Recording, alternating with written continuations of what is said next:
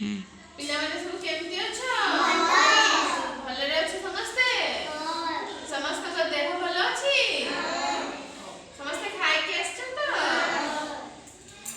ଆଜି ଆମେ କୋଉଟା ଭଲ ଅଭ୍ୟାସ କୋଉଟା ଆମର ଖରାପ ଅଭ୍ୟାସ ତାକୁ ଆମେ ଶିଖିବା ହେଲା।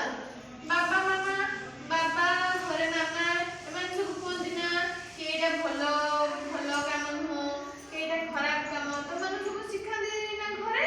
ସେମିତି ମୁଁ ଆଜି ତମମାନଙ୍କୁ ଶିଖଉଛି କୋଉଟା ଭଲ କୋଉଟା ଖରାପ ଅଭ୍ୟାସ ହେଲା।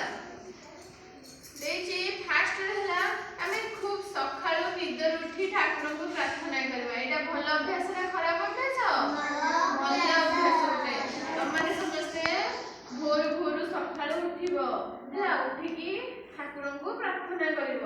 ଏଇଟା ଆମର ଗୋଟେ ଖରାପ ଭଲ ଅଭ୍ୟାସ। ଯଦି ଅଧିକ ବେଳ ଯାଏ ଶୋଇ ରହିବା, ଅଧିକ ବେଳ ଯାଏ ଶୋଇ ରହିବାଟା ସେଟା ଗୋଟେ ଖରାପ ଅଭ୍ୟାସ ହେଲା। ତାହେଲେ ଅଧିକ ବେଳ ଯାଏ ଶୋଇବା ଆଉ ଶୀଘ୍ର ଉଠିବା ଭିତରେ କୋଉଟା ଭଲ ଅଭ୍ୟାସ? ଶୀଘ୍ର ଉଠିକି ଆମେ ଠାକୁରଙ୍କୁ ପ୍ରାର୍ଥନା କରିବା, ଏଇଟା ଆମର ଗୋଟେ ଭଲ ଅଭ୍ୟାସ ହେଲା। ବୁଝିଲ ତ? ଆଉ ଷ୍ଟାର୍ଟ।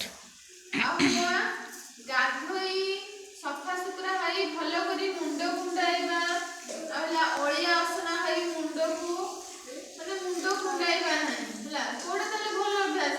ଆମେ ସ୍କୁଲ ଯିବା, ଗାଧେଇବା ପାଧେଇବା ଭଲସେ, ଭଲ ସଫା ଲୁଗା ପିନ୍ଧିବା, ମୁଣ୍ଡ କୁଣ୍ଡେଇକି ସ୍କୁଲ ଯିବା, ସେଇଟା ଗୋଟେ ଆମର ଭଲ ଅଭ୍ୟାସ ହେଲା।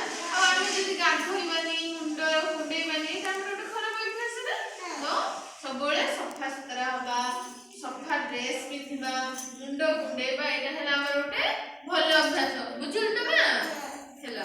ଆଉ ହେଲା ଭାଇ ଭଉଣୀ ସବୁ ଏକାଠି ଖେଳିବା ଆଉ ସାନ ଭାଇ ଭଉଣୀ ମାନଙ୍କୁ ମାରଧର କରିବା, କୋଉଟା ଭଲ ଅଭ୍ୟାସ? ସମସ୍ତେ ଏକାଠି ବସି ଖେଳିବା, ଏଇଟା ଗୋଟେ ଭଲ ଅଭ୍ୟାସ ହେଲା।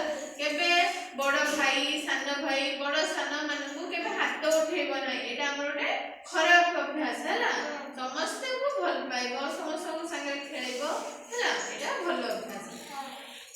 ଆଉ ହେଲା ଆମର ରାସ୍ତାର ବାମ ପଟେ ଚାଲିବା। ତମେ ଯେତେବେଳେ ସବୁ ସ୍କୁଲ ଆସୁଛ କୋଉ ପଟେ ଚାଲିକି ଆସିବ? ରାସ୍ତାର ବାମ ପଟେ ଆସିବ, ଡାହାଣ ପଟେ ଆସିବ ନାହିଁ।